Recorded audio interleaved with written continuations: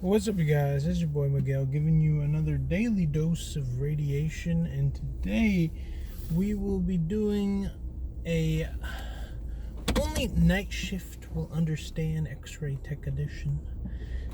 So, if you're new to it, if you're pursuing a career in X-ray, or if you're a student, or any of the above, so the night shift. Let me try to adjust this to get it better. So the night shift is amongst.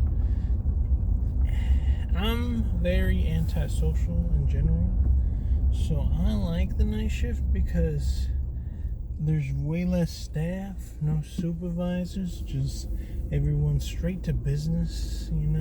It's more of an actual team unity to get stuff done.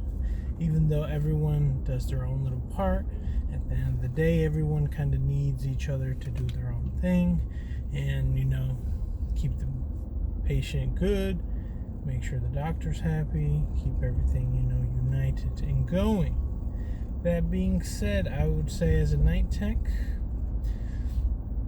your night can either go a few ways. Usually, I see there's 3 different variables that will affect your night shift. One of the biggest one is who's the head night doctor at the current place you're working at. So in mine, for instance, we have 2 of them that we call the GOATs, that every single time they work, you're only going to do just x-rays. You're just going to, you're not going to do just x-rays just because of the heck of it, because sometimes they'll be ordering unnecessary stuff. With these certain doctors we have, that they just order what they need and it's just straight business. So you will more than happy go do their x-rays for them.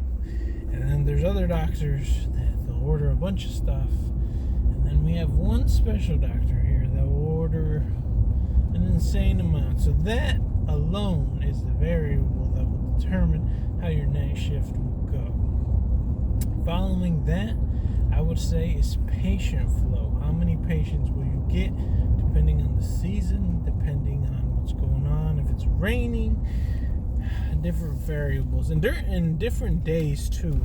You can, working for a year and a half, I can tell you at my place, the first Wednesday I go back in is the most hardest day.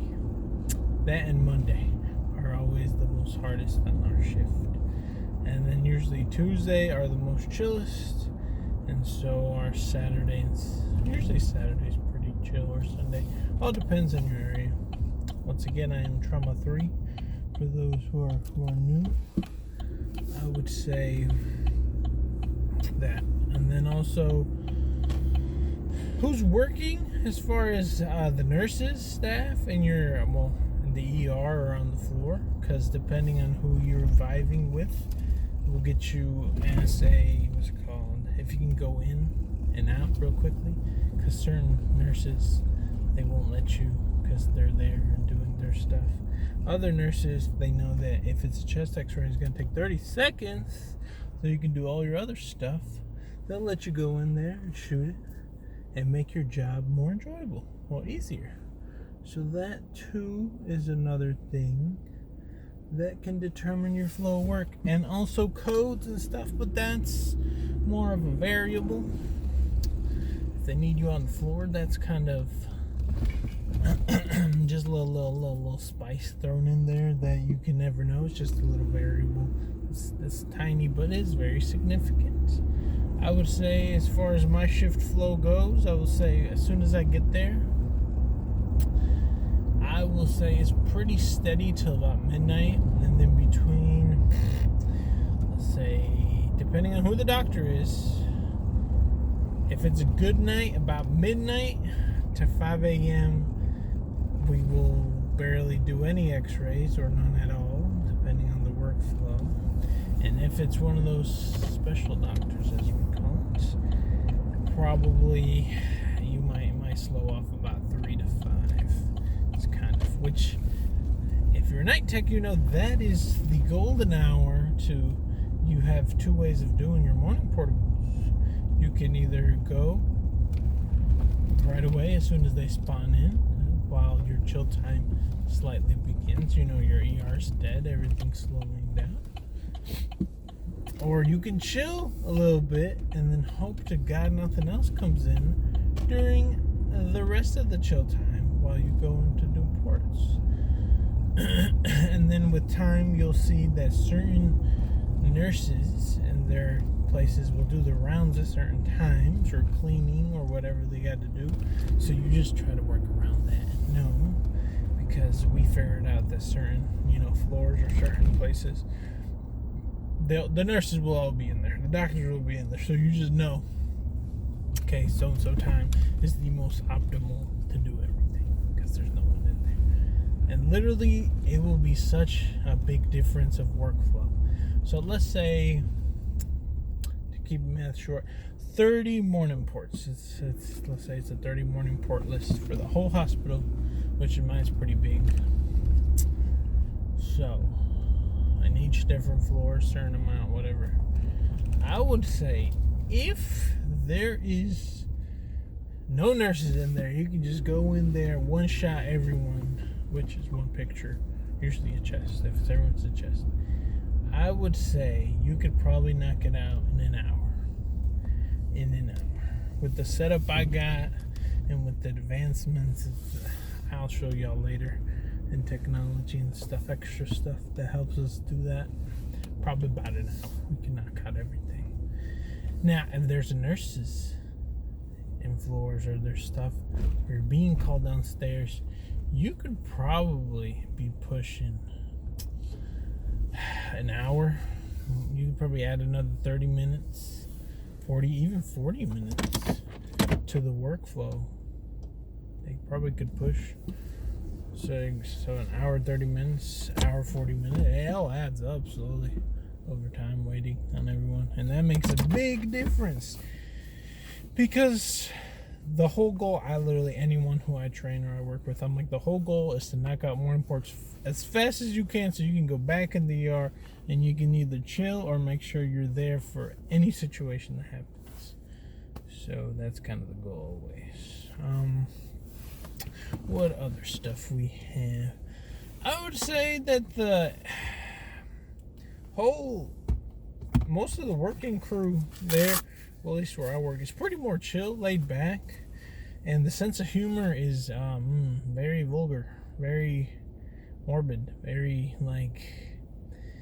we see a lot of stuff, so it kind of does change you, and it kind of changes your perspective and understanding how stuff works. And I remember as a student seeing just a little bit, and it was just mind-blowing. And then now, me being in the shift and working with some students, working with the students, and I'm trying to tell them how it is, explain to it, giving them a better thought of how stuff is.